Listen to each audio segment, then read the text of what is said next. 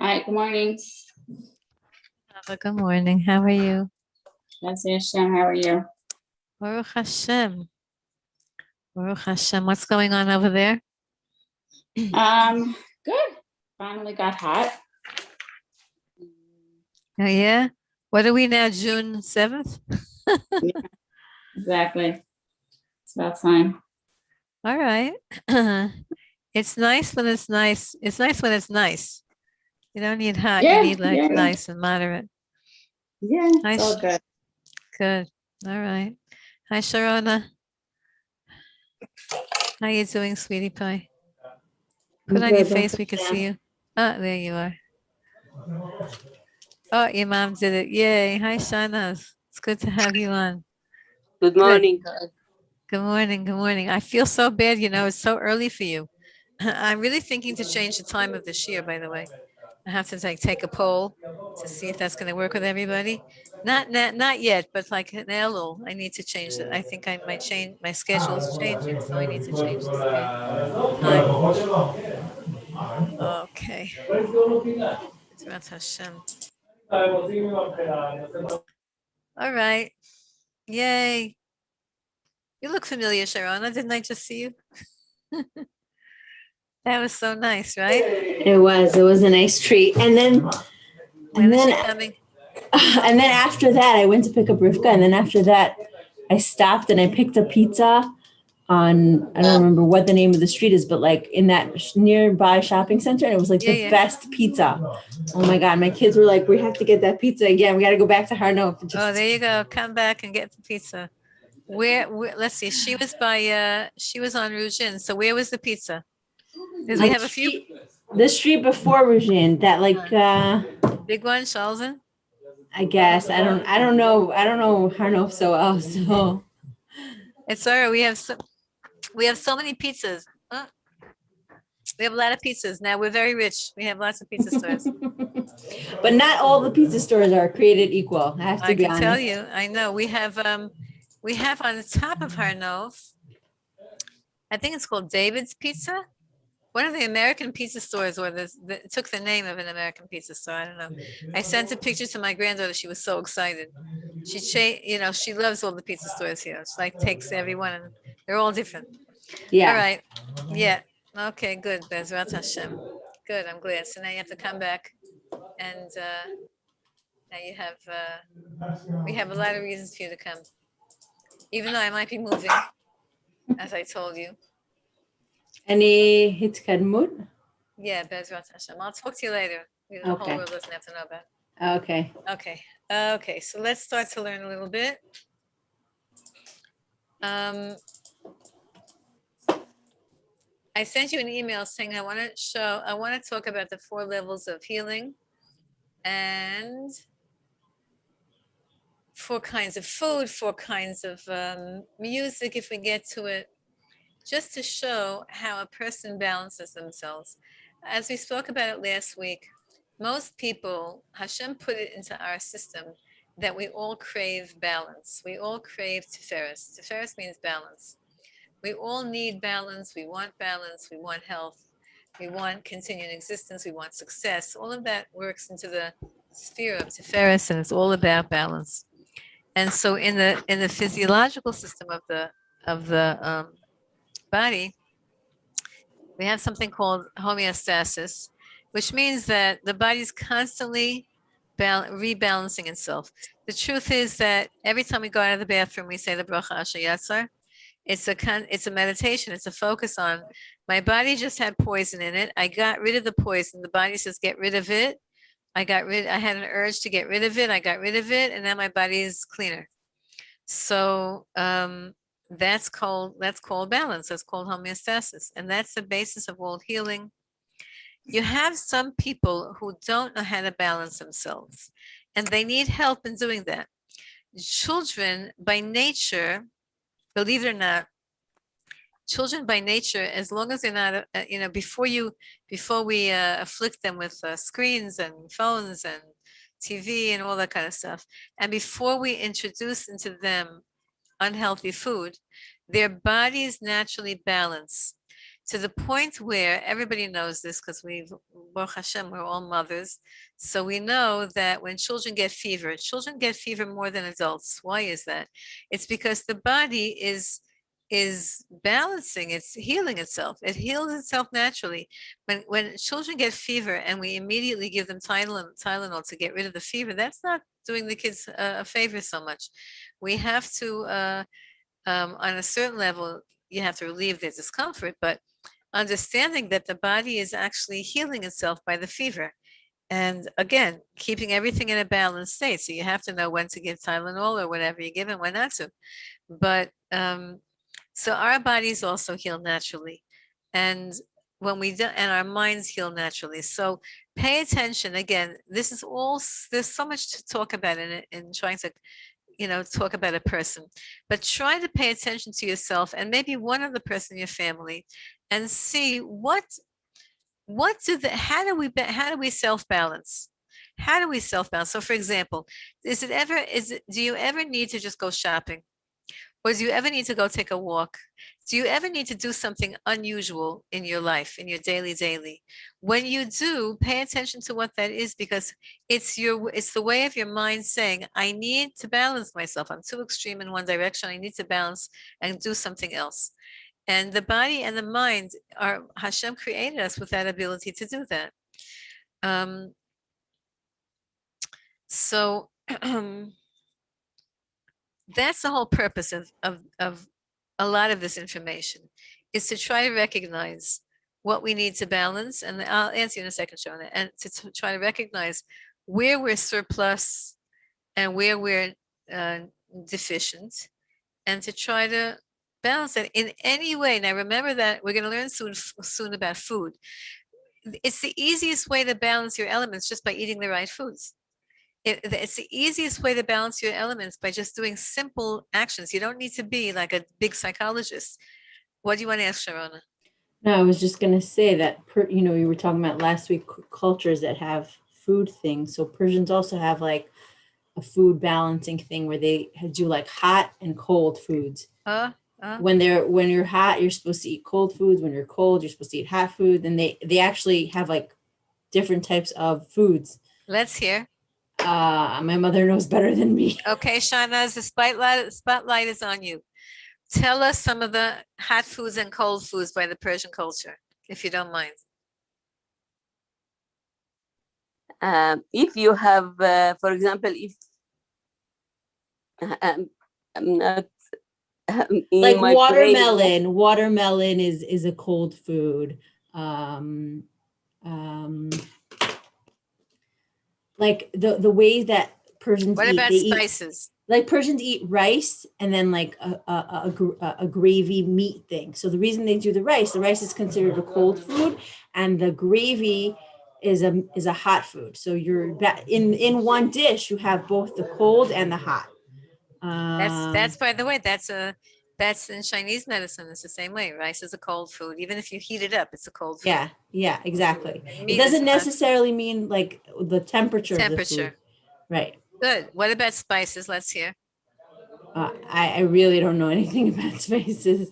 Because spices is how the Chinese also, they talk about spices and condiments and seeds and nuts and stuff like that to also balance the food. I think all nuts are considered hot in Persian culture, but in Persian culture, yeah. I don't know. My mother might know better than I do. Anyway, so in Chinese medicine, we don't do it. There's a combination of season and body to decide what you need to eat. So for example, I personally, and I'm sorry that I'm always saying me, because I just know me best. I have a cold nature, meaning my body is cold, meaning I don't have a strong fire element in my personality, and I don't have a lot of fire in my body. My blood pressure was generally lower than, right? So the blood is the fire in the body. Blood is fire and water. So for me, I need to always have warm food, even in the summer. But in the summer, who wants warm food? But so then what you do is then you introduce warm spices into your food that warm up, even if it's, so what are warm spices? Let's say nutmeg, uh, cinnamon a little bit, cardamom a little bit, ginger is a warm spice, right? And so that, okay, so you see that all cultures have this concept of balancing. And you know, as we said in the very beginning, we have Sarif, Rachel, and Leah, 4 ladies, and they were a balance. We needed their energy of every one of those to be able to create Klal Yisrael. Okay, so I want to talk about the 4 letters in Hashem's name. If you have these letters in your name, number 1. And I also want to talk about 4 levels of 4 different types of medicine. And today's lesson is coming straight out of Rabbi Yitzchak Ginsburg's Sefer called Body, Mind, and Soul. You have the Sefer? Good, a very good Sefer, Body, Mind, and Soul of Yitzchak Ginsburg. Excellent Sefer if you're interested in this kind of stuff. So he explains that in the world that we're in right now, he's not talking about the world that was 2,000 years ago. In that world, they used to use their healing methods included stuff like magic and potions and segulot. Segulot means like charms and that kind of stuff. Astrology. You know, the Gemara talks about what day of the week you can have bloodletting. So, you know, when I first heard about that, I was like, what is bloodletting? I was imagining like, you know, gushing blood, until I went to my acupuncturist who said, oh yeah, we gotta do some bloodletting on you. So what is that? Like I said, what? So that's part of Chinese medicine. And you just, an acupuncturist has a special kind of a needle. It's not so gross. I mean, it's like acupuncture if you can, you know, and he finds where on the leg, from the knee down, because Chinese medicine is very tsanua. Whatever you can do from the knee down and from the elbow down. There's no uncovering at all necessary in a person who really knows acupuncture and Chinese medicine. So he just stuck a needle in me. I did not watch. It hurt for a second. And then a few drops of blood come out, and he analyzes the color of the blood, etc. That's called bloodletting. So I said to him, wait a minute, now that you did that, I have to remember what the Gemara says. There are only certain days and certain hours of the day that you should do that because of Mars, where the planet Mars is. And so in ancient times, that's how they would heal. They used to use that information to heal people. Nowadays, we don't really do that.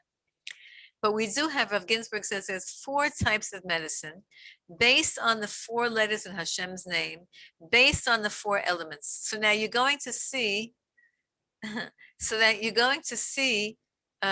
don't know how it happened that my WhatsApp got on my computer. I think I must have put it on.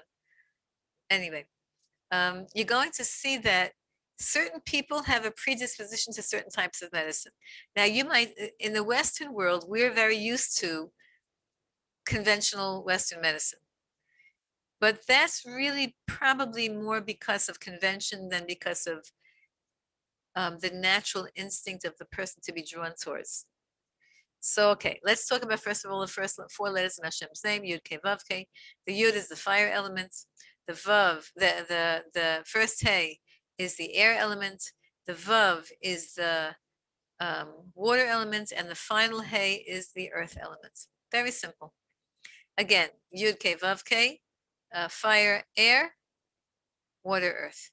From high to low, fire is spiritual, air is intellectual, water is emotional, and earth is practical. And that we've been doing, we know that. Okay, that's the first level. Now, and we said that Rav Schwartz says that everybody has to figure out what's their primary. Or actually there are 2 primaries. What's your strongest, and then your almost strongest, and then what's your weakest? And what you're weakest in is what's hardest for you to do. So, and we did the birth charts, a little bit hint to that. So Rav Ginsburg talks about like this. He says that the Yud, this most spiritual, it's interesting. The most spiritual type of healing is called homeopathy. That's what he says. Why? Homeopathy means, you all know what it means, homeopathy? Homeopathy are those little white tablets, little, did you ever have homeopathy, Zahava? You know what that is? No? Okay. So homeopathy, you have to learn this. This is important. Homeopathy means like this. It means recognizing what's weak in the body. Hi, Devara. Recognizing what's weak in the body, and then actually introducing into the body a weakened form of that weakness, and hoping that the body will heal itself by recognizing the weakness that was introduced to it just now, overcome that weakness, and then overcome the weakness of the body. That's called homeopathy. And by the way, you totally know what that is, because that's what olden days vaccines were all about. The olden days, I'm not talking about the current vaccine or the current shot, whatever you want to call it.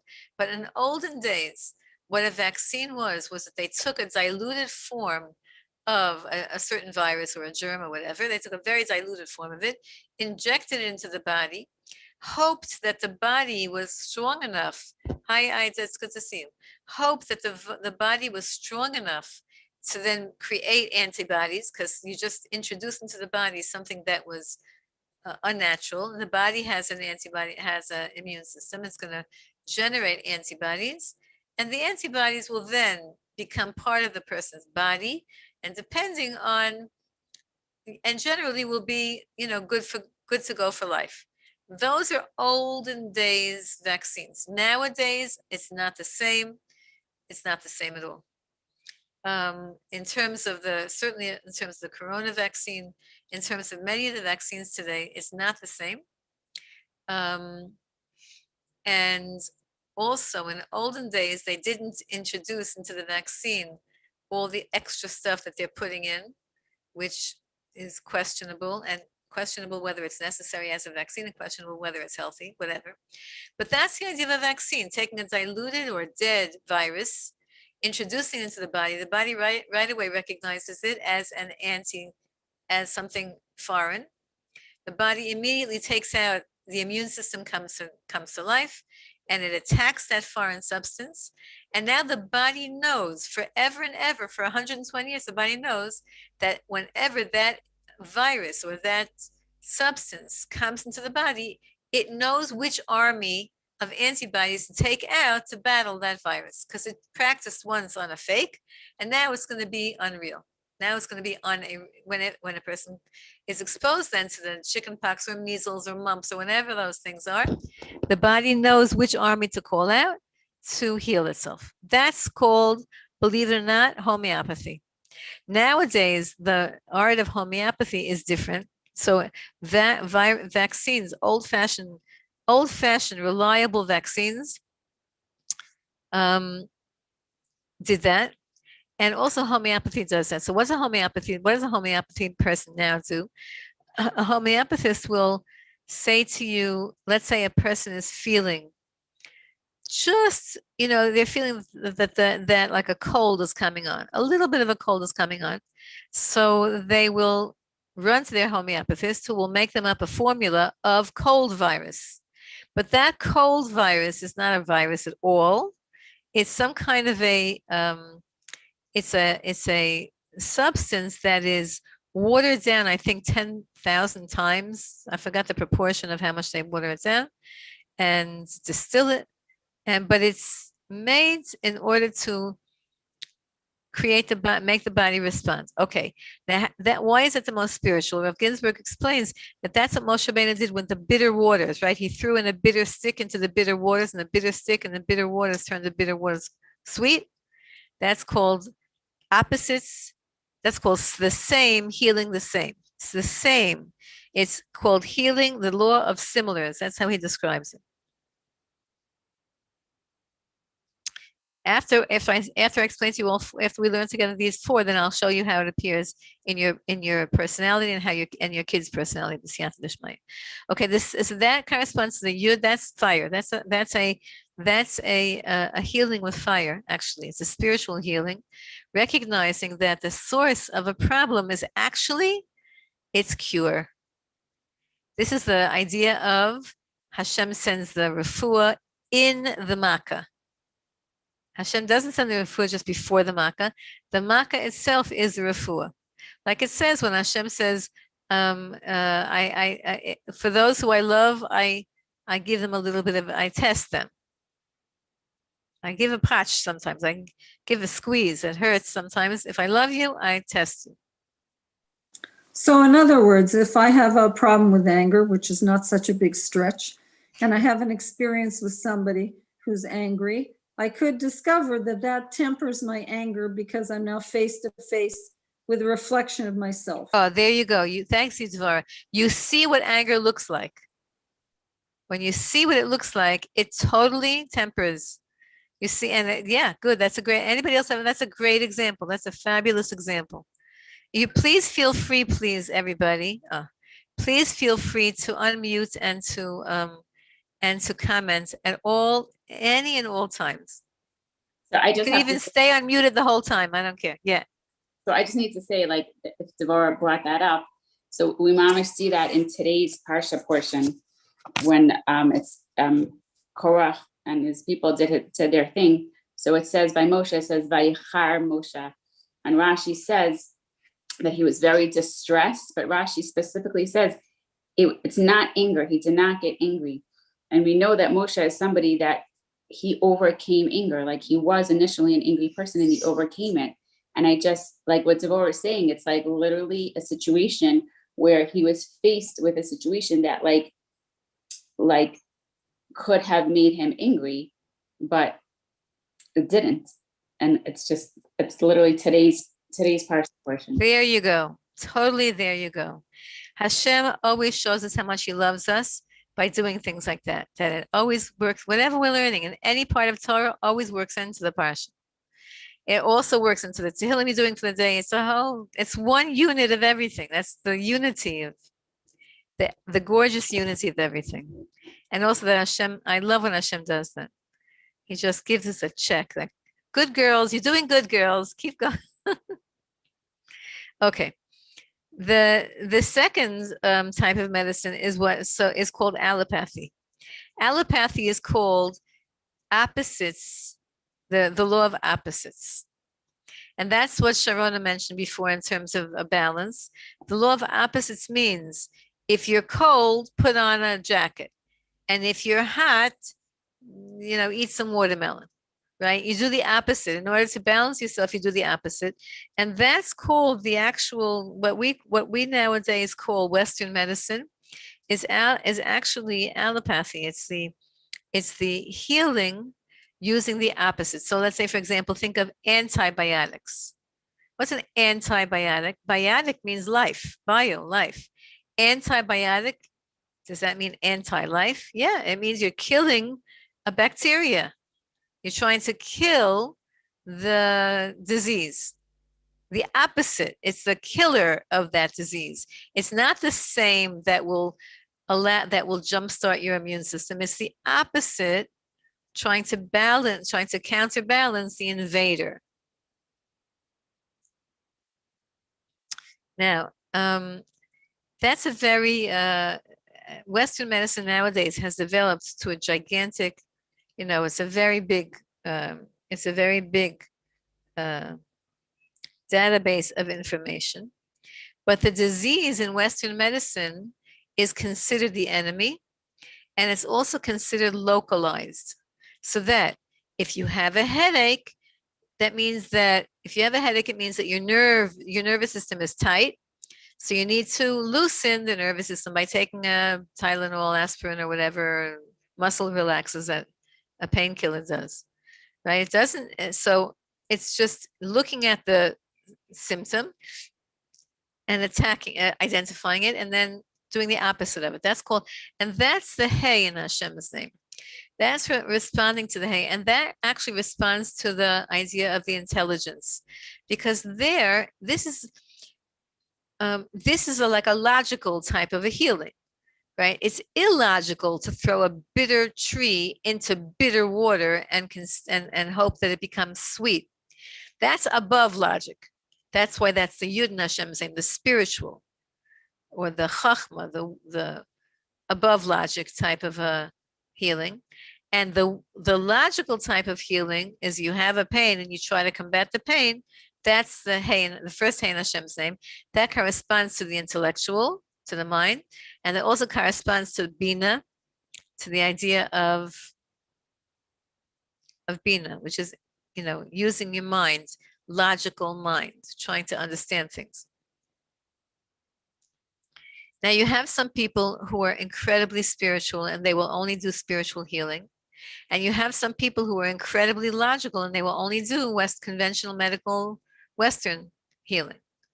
Each needs the other. Rav Ginsburg says that you need to have that a real healer needs to know a combination of all of these 4 healings. We've already only done 2, and needs to know when to use what. Okay, the third type of healing, he calls it osteopathy. Osteopath, like an osteopath, but it includes the third is the Vav in Hashem's name. It's the emotions. It's also representing the spine, because in Hashem's name, Yud Kei Vav Kei. So the Vav is like the longest letter, and it represents the spine in a human body. So here, he says that the third type of healing is all kinds of natural healings like chiropractor and acupuncture and what else he says? Massage and trying to align the physical body. Now, an acupuncturist will say, but the whole thing of acupuncture is energetic, and so there's a big machlokas between how an acupuncturist would actually be insulted by this kind of a definition, because they talk about not just aligning the body physically like the spine and the meridians, but there's also an energetic component. But we're not going to talk about that. We're just going to say what Rav Ginsburg says. He So says, wait, is the hay air? We're not up to the hay yet. The first hay. No, you just did the hay. Yeah, the first hay is air. Yeah. Okay. Yeah. The Yud is fire, and the first hay is air. The Yud is spiritual, neshamadik. The first hay is logic and mind, the mind. Then comes the Vav. The Vav is the emotions, all the sphirot from Chesed to Yesod, including Yesod. And that's the idea of trying to balance the body in any way possible with physically. In other words, homeopathy, the first one, you could do it with a substance. And certainly Western medicine talks about substances, but osteopathy talks about actually working on the body, working on the spine, working on the meridians, trying to balance the meridians, balancing the systems, using needles. Needle is also a Vav. The needle is a straight line. People nowadays do acupressure, and they use those like electrical zappers. Oh, I wouldn't do that. That's a whole different system. It's better to massage than to use an electrical zapper or one of those like pens that zap you with, I don't know what. And the hay, the final hay, as we know, is the practical world. And that he calls it naturopathy. And that means herbs and food. And he calls it naturopathy, like a naturopath. And that's anything that's using the earth to heal you, which means exercise, diet, herbs,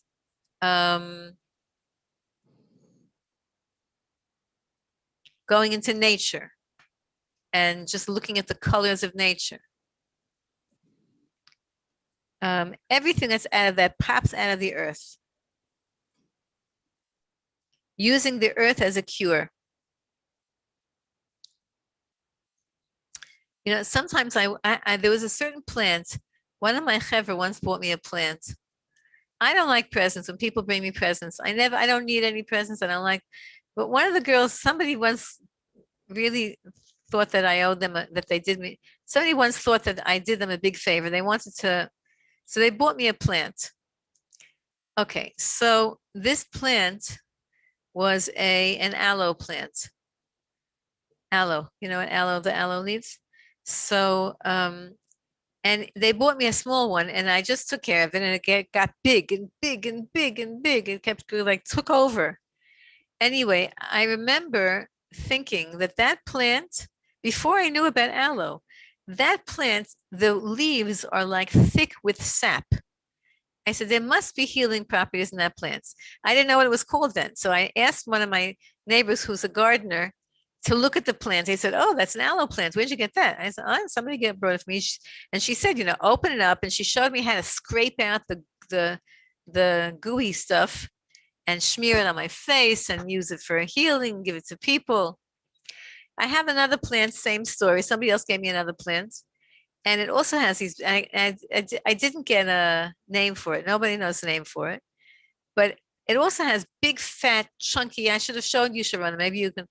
It has big, fat, chunky, like leaves. I opened the leaves to see if there's anything interesting in there. I'm sure that every single plant in planet Earth that's substantial and that catches your eye has healing power. I'm sure of it. We just don't know all those healing powers. Some of them we do, some of them we don't. I'm sure that they all have.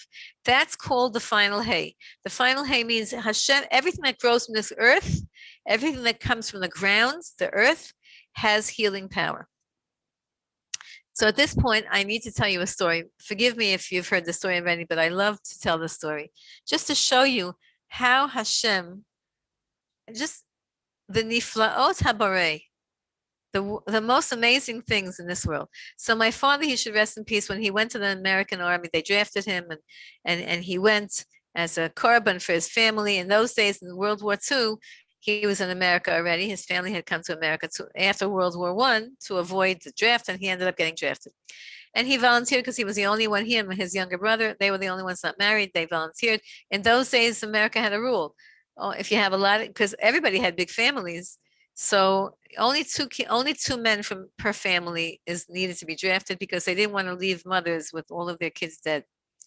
Anyway, my father, when he goes to the draft board the first day, he went to the draft board, and they asked him all kinds of medical questions. Did you ever have surgery? Did you ever have this? Did you ever have that? And he said, no, no, no, no, no. Then they gave him a physical, and they said to him, why did you say you never had surgery? You had surgery here under your chin and on your elbow, here by your elbow. So my father said, I don't know. My father couldn't look under his chin like his, and he doesn't know. So he said, so the doctor wrote down, yes, surgery, stitches, very poorly done. This is what the doctor said.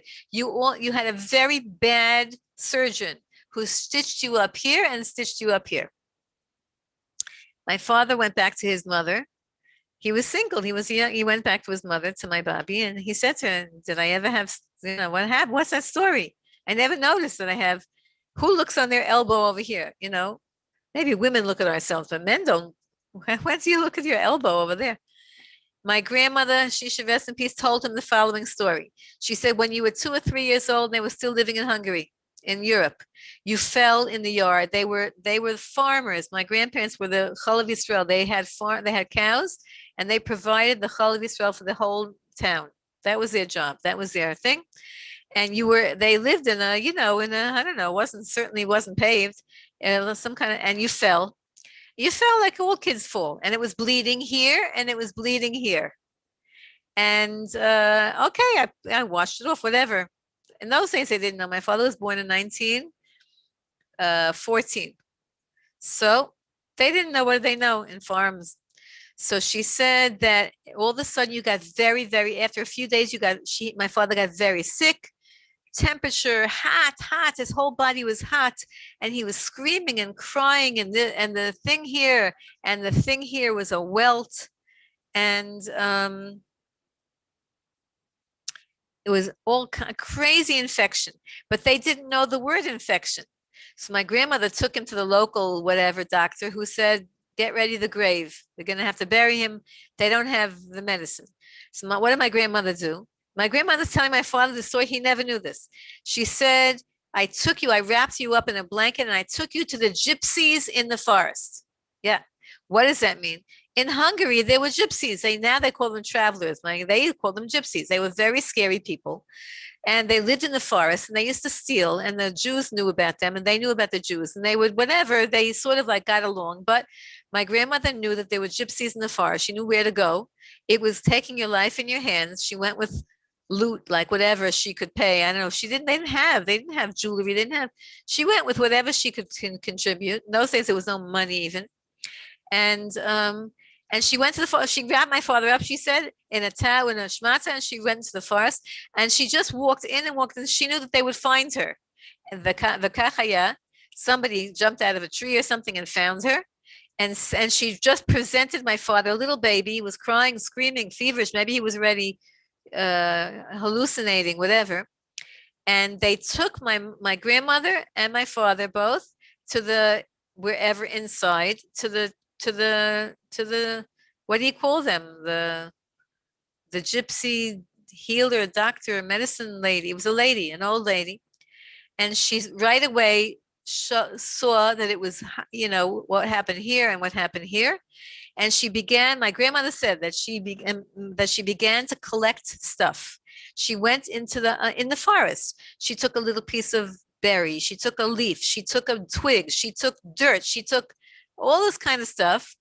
Then she took a piece of bread, broke it in half, mushed it all together with some water. It was a filthy thing. She smeared it on my father over here underneath his chin. She tied it with a shmata, filthy shmata. She smeared it on his hand, also tied it in on it. And she said to my grandmother, take him home, wrap him up, take him home, keep him drinking, just throw water into him, and keep that on him until it smells so bad in your house that when people walk in, they throw up from the smell. That's what she did. And then my grandmother paid her with whatever she paid her. And she took my father home, this little baby home, and she put him in the thing, or she held him and she kept putting water on him. And after a few, and the fever went down, she said, in 1 or 2 days, he was out of delirium. He stopped that. And then she had a task of keeping the tie to him because he was trying to pull it off. And she said that it stayed on him until the smell was such that even she as a mother couldn't tolerate the smell. They were gagging from the smell. So she understood that was okay to take it off because that was a simon that the gypsy had given her. They took it off, and my grandmother said that the wound had crunched into itself. All of the pus came out. Then she said, the gypsy said that when you take that thing off, don't get near it. Immediately take it outside and burn it, because it was full of pus and it was full of infection, and it pulled out of my father all the infection. But it left him with a crazy scar, and not a scar, but it was like crunched in. It's like if you take that wrapping paper and you heat it up, like a saran wrap, and you heat it so it like all of a sudden crunches into itself. And because I know my father, I knew that's what he had on his chin and he had on his elbow, that weird, as if the skin imploded and pulled itself in and stitched up. It was always weird to look at it, but my father didn't, he never paid attention to it. And only the army guy pointed it out to him that you had a very bad surgeon who did that. Meanwhile, that's called healing from the earth. Knowing what twigs and what leaves and what moss and a shmata with a piece of bread. I guess that's penicillin. I guess it became moldy. The whole thing became moldy and whatever. But this was the gypsies. They knew that. They had the art of knowing how to heal with the earth. That's the hay, the final hay in Hashem's name. Now, I will tell you that the yud that we spoke about in the beginning, that yud, which is a spiritual healing, which is a homeopathy, which is healing similars by similars, in the Torah it tells us that we have a higher level. We have a spitz to the yud. we have a crown to the yud. If you look at the letter yud, it has a crown on it. It has not a crown. It has like a one. It has a one crown, one spitz, you call it, like a point. That, Rav Ginsburg says, is the highest level healing, called totally pure spiritual healing, where all you do is daven. And you're on such a high level where you can, like Moshe Rabbeinu, Kelna, Rifana, La, 5 words, and Miriam was healed. That spiritual healing is only for big tzaddikim and people who have absolute total emunah that ain od milvado, and they don't need to do the hishtadlus of all the things that we do, because they know that it's all Hashem. So you can, just like you can have vinegar, you have oil that lights, you have vinegar that lights, right? That was Rab Chanina ben Dosa, the famous teaching in the Gemara. And we have the same thing I forgot which tzaddik, sorry, please Hashem should forgive me, all the tzaddikim should forgive me, that somebody had an ulcer in one of the tzaddikai, the Baal Shem HaKadosh. One of the students of the Baal Shem Tov was one of the Rebbes, one of the Chassidish Rebbes. So somebody came to him with a terrible ulcer, and he said to the guy he should drink vinegar and it will heal his ulcer. He drank vinegar and it heals his ulcer. So a few years later, his brother-in-law also got an ulcer, terrible pains, and so the guy said, "Listen, I went to the Rebbe. I'll save you a trip." The Rebbe said to me, I should just drink vinegar for an ulcer. And even though that's counterintuitive, but okay, the Rebbe told me and I was healed from it. So his brother-in-law drinks a little bit of vinegar and starts screaming and yelling and writhing in pain because it aggravated the ulcer. And so they take the brother-in-law quickly to the Rebbe, and the Rebbe says, what happened? What happened? They say to him, he has an ulcer, he has a stomach ache, and he drank vinegar. And the Rebbe says, why in the world did he drink vinegar? Is he crazy? Everybody knows that vinegar aggravates an ulcer. And so they said, okay, Rebbe, what should he do? Now what should he do? And the Rebbe said, drink vinegar. Meaning, when you do it because the Rebbe says drink vinegar, that's a different story. That's a completely spiritual healing. When you do it because you think that it's it's a medicine in the natural world, then it aggravates and it agitates. So the highest level of healing. Now we have to incorporate that highest level of healing, which is tefillah, into every one of our healings. Okay, now let's go back and see how this affects the personality, because we're not yet going to get to food or music, but okay, let's see. What do you have a tendency towards? The person has a tendency to pop pills. That's number 2. That means that they have a brain. They're in their brain, and they just want to do something that logically makes sense to them. Let's say a person who's really willing to invest time and effort into healing. That's number 4. That's an earth element. Earth is patient. They say, okay, it'll take time, but I'll get it done. That's the earth element, that's patience. Let's say a person needs any kind of emotional work to heal. Now, this is a very, very big thing for all of us to know, that when you say to somebody, refuah shlema, it says that when you visit somebody who's sick, right, it takes away 1/60 of their illness. Why? Because you're talking to them. You're talking to them to try to make their emotions feel better, and you're davening for them, which is the highest level, the spitz of the yud. So let's say you know a person who they get sick, but they get sick always when they are needy. You know people like this? A kid stays home from school because they're scared. Okay, I used to do this all the time when I was a kid. I would be afraid. I was frightened of school when I was like in 3rd, 4th, and 5th grade because I had very scary teachers. And so I would be too afraid to go to school. So I would have a stomach ache. And I really had a stomach ache, but the stomach ache came from my fear. It wasn't because I ate something, it was because I was afraid. So sometimes you have a person whose healing is from fear. And there you have to know, and that's all psychosomatic illnesses come from that. From neediness. Could be needy of attention, could be needy of emotional support, whatever. Psychosomatic illnesses. So do you have anybody in your life, or are you like that? Do you get a headache when you get tense? Of course, we all get headaches when we get tense. And you might say, well, that's number 2. Number 2 says that, my nerves are all crunched together and I need to have a muscle relaxer. But if you get headaches when you get tense, or if you know somebody who's like that, or gets stomach aches when they get tense, see what happens if you try to heal them with the emotion, as opposed to popping a pill in. Because if you pop a pill in, it's going to wear off after 4 hours. But if you can try to get to the emotional part.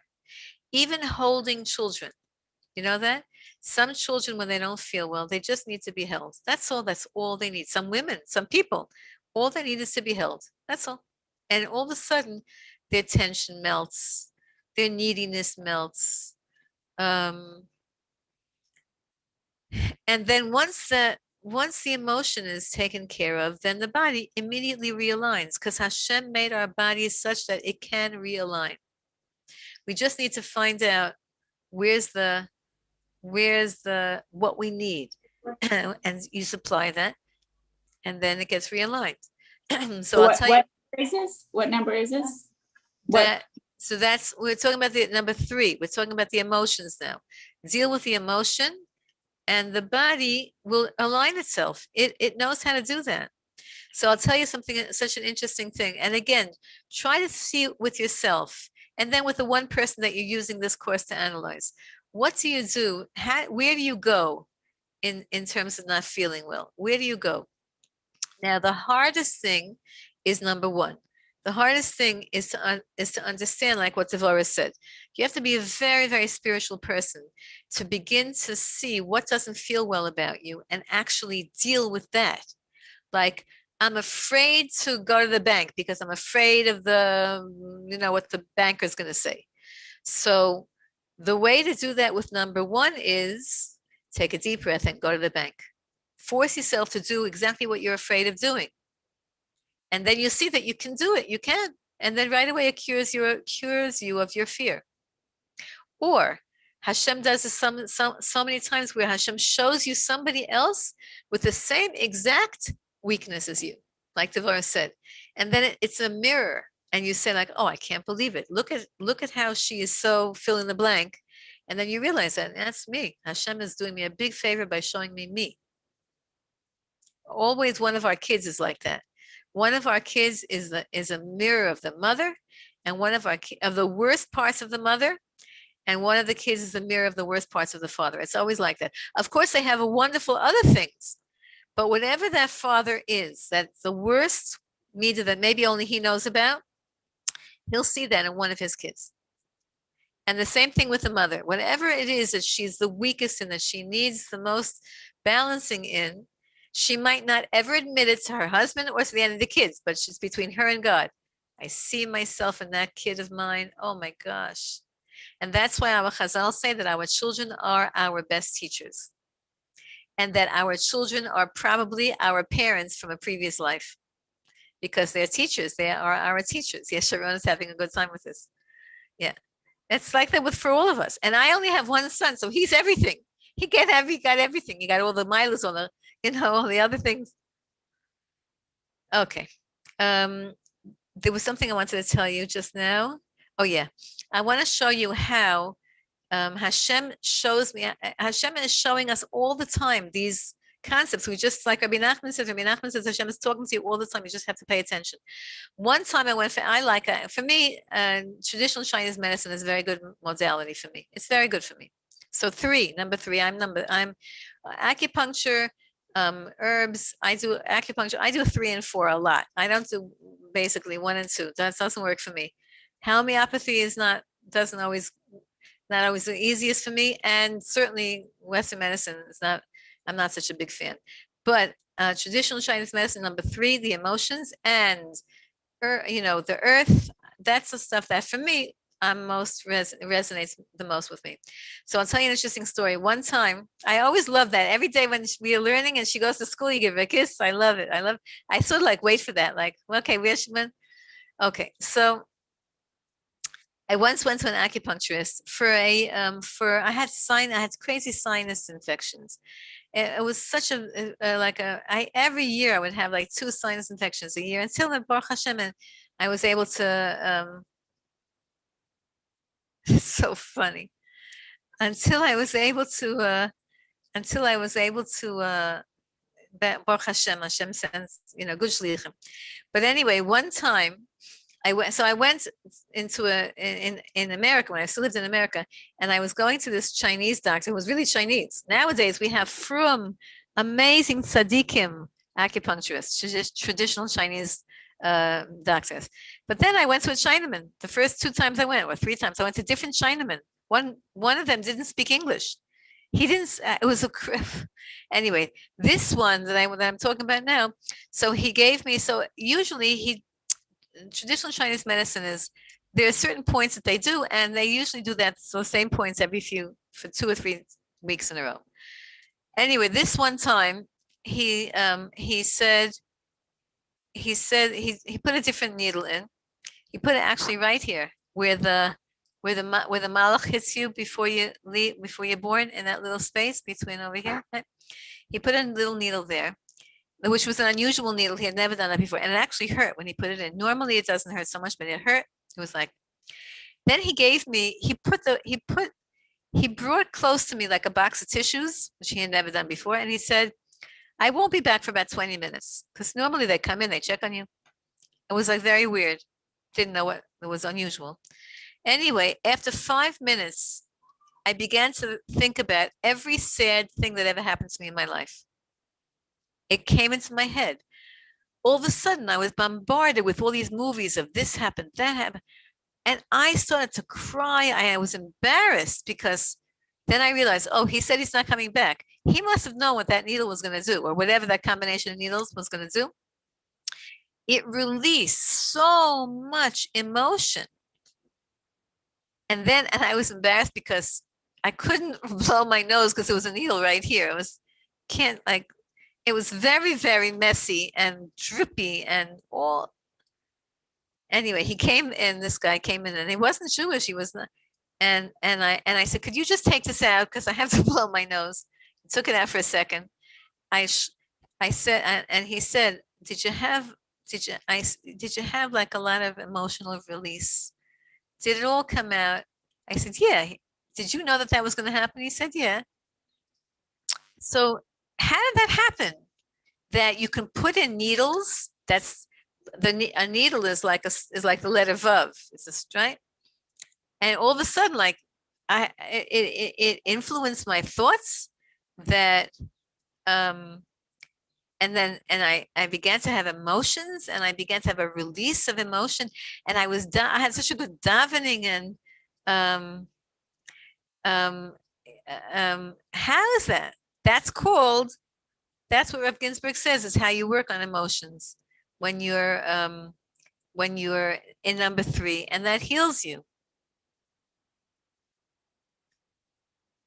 Okay. Can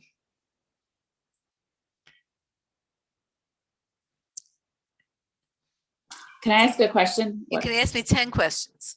Did you ever hear of somatic healing? Tell me what that is. So the way I understand it is that, like, basically like what you just described, like so much of what we go through is like stored in our body, and it comes out, and headaches and stomach issues and sinus headaches and whatever. So you're talking about, let's say, what's it called? Cranial sacral and all of that. No. What's somatic? What do they do? So I'm not sure exactly. I think it's a type of like talk therapy, but it focuses on releasing tension in your body. So I think it's like a combination of physical. It's talk therapy? I think so. Uh-huh. Okay, so anything that's going to deal with emotion is going to be in number 3. And in general, talk therapy is generally number 2, because you're utilizing your mind, and you're utilizing the ruach, right, the air element, which is number 2.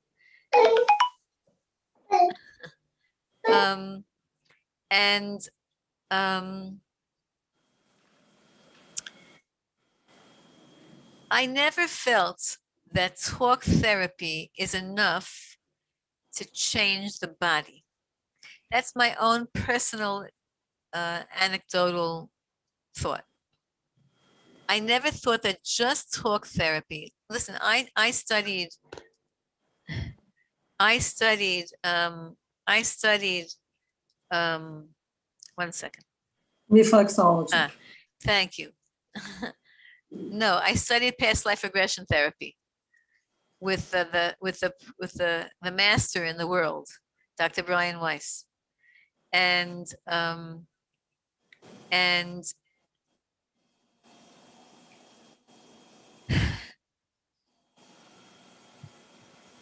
his whole thesis is that when you can access the trauma that created the physical ailment in the body, when you can access it, then it disappears. I've seen that work. I have seen that work with certain people, and trauma, meaning like if you can't wear collars because you once choked in a previous life, stuff like that. I've seen that happen. I actually, whenever in my training with him, I actually worked with a woman, a non-Jewish woman, who she was a student. We were students together. We just worked and together, and she confided in me. She saw that I was a frum woman, and she knew, I guess she confided in me that she's had chronic back pain since she's 5 years old, and by working on her, it disappeared, and she was afraid to talk about it because she was afraid. She doesn't know it's an ayin hara. She was afraid to jinx herself. It disappeared years and years because she accessed in one of the sessions that she once died she was on a horse and she fell off the horse and broke her back and she died. And it was like a traumatic death and whatever. And she remembered that. And just by re-experiencing it and remembering it, she said in the memory of that, she had excruciating pain. And she was just lying on the table, remembering that. She wasn't even lying. She was like sitting. But accessing that memory disappeared her pain. And she didn't tell me the story till 3 days afterwards because she was afraid it would come back. And so there are certain times when those kinds of really traumatic memories they lodge in the body. It's from a previous life. That's not even from when she was a kid. And it lodges in the body, gets stuck in the body. And if you can learn how to release it. So that's anyway, number 3. And that's a fabulous skill to do. And anybody who has siyata d'shmaya, and that is really a service to mankind. But it's a very hard thing to certainly just talk therapy, in my experience, does not take away. Even if you remember, of course, I remember my mother was this, my father was this when I was a kid. This, you talk about it. So it doesn't. If that lodged in the body in terms of chronic pain, I never saw that. That talk therapy should take it away permanently. I never saw. But I'm not. I don't know everything. I just never saw that. But anyway, that's what the somatic thing. It's interesting. That's what psychology is. Therapy, and there's 2 kinds of therapy. There's behavior modification, and there's going back and analysis, and the big machlokas, which one is stronger, which one is more effective, etc. But that's interesting. All of these, look what Hashem is doing. Hashem is making all of these modalities available to us. Why? Because Rav Ginsburg says we need all of them. We need to master everything and know when to apply which. So you have to know when your kid comes home from school with a headache. Do they need an aspirin? Do they need food? Maybe they need food. Maybe they need a hug. Maybe they need you to daven with them and for them. And they just feel, taken care of. Or maybe you have a headache. Why? You didn't do your homework. Why? They need sometimes to deal with the issue. Sometimes you have to deal with the issue. Dealing with the issue is also a form of healing, because sometimes, you have to go into the bank that you're afraid of. Talk to the person that you're afraid of. I had shingles about 2 weeks ago, but it started before that. And I didn't know I had shingles. And so it started with, burning. And then I thought, and I went through so many things in my head of my modalities of how I was healing myself. And it was because I spoke Lashon Hara, and it was because I had somebody in my home who'd been vaccinated. And I got so many ideas at one point. I've never done this before. I wrote them down. Ooh. I wrote down a list of approximately 37. There were more after that. I wasn't done with myself. I wrote down 37 different approaches that I was now taking to get rid of this. I did everything I could possibly think of. And when I finally discovered it was shingles, I was delighted because I could be free of, it was the Lashon Hara. It could have still been the Lashon Hara. I've ruptured a spinal thing. I have stenosis. I have osteoporosis. And it went on and on. So now that you're talking about these 4 healing modalities, when I look at my list, I go, oh, that's your emotional side you're talking about. Oh, And there you go.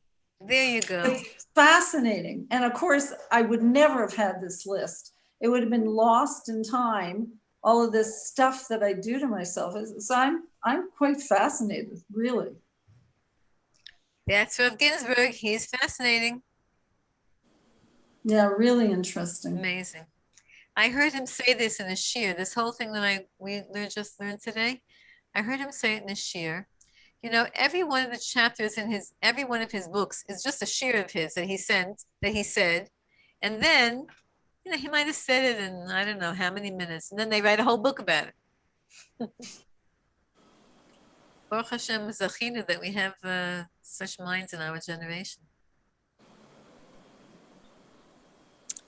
All righty. Ida wants to speak. Ida. Rebbetzin Silber, I want to respond to some the tempo and rhythm of our speech and the modulation of our speech. You discussed that last week. Yeah. And I just remembered that it was a Tehillim 104. It describes the 4 natures that you described. Okay. So if after it says, bless my soul, Hashem, you're great. You've done majesty and splendor. Now listen carefully, please. Covering with light as with a garment, stretching out the heavens, stretching them out. When something stretched out, things are revealed within them. What makes them? He who roofs his upper chambers with water. You spoke about water last week. Who makes clouds? Well, clouds are airy, I guess. He who walks on winged wind, airy wind, okay? He makes the wind his messengers. The fire, the flaming fire, his attendants. And he established at last, lastly, the earth upon its foundation. Unbelievable. Ida, thank you so much, Ida. Now we have to call you Mora Ida. That's gorgeous. I'm saying it over and over. These two Tehillim for somebody, and you noticed it. The 4 elements. When people say like, where do you see the 4 elements in Torah? If you open your eyes, you see it all over. I can't tell you how many sources. There's so many, thousands and thousands of sources talking about the 4 elements. And here you see in Tehillim. Thank you so much, Ida, for that. That's a gorgeous contribution. Thank you. B'tei Avon. Thank you. All right, Chevra. Who else wants to talk? Oh, acupuncture. I didn't know acupuncture stirred up emotions, and they don't know the connection of why it happens, why it does that. I didn't hear what you said. I read about Chinese medicine. Do you know how Chinese medicine was developed? How? All these people who had, as you say, like your gypsy skills, they went from town to town and they tried things out. And if it worked, they wrote it down and then they repeated it. They didn't have a medical dictionary, medical books. This is Chinese medicine. Wow. And probably if you went to one section of China and you went to another section, you'd have a different prescription depending on where you live. Chinese medicine is a vast source of information, and there's many different, as you say, in every region they developed differently, and also they're very into, let's say where you live, you know, they're into, are you living in a mountainous area, in a river area, everything is connected. Western medicine only recently said, were you on a trip? Where were you? What did you eat? You know. Yeah. And that's where the Now math the comes. world is so developed that it's hard to know. Probably Chinese medicine comes from Avram Avinu because he was the one who was the father of the Orient, of the Oriental people. There are cousins. There are distant cousins. All right, Chevra, have a wonderful day. Thank you. This Thank was you so much for coming. It's Thank good to you. see you all. Thank See you. see some of you Wednesday, Thursday. Wednesday, 12 o'clock, Thursday, 12 o'clock. Bye, everybody. Thanks, that was great. Have a good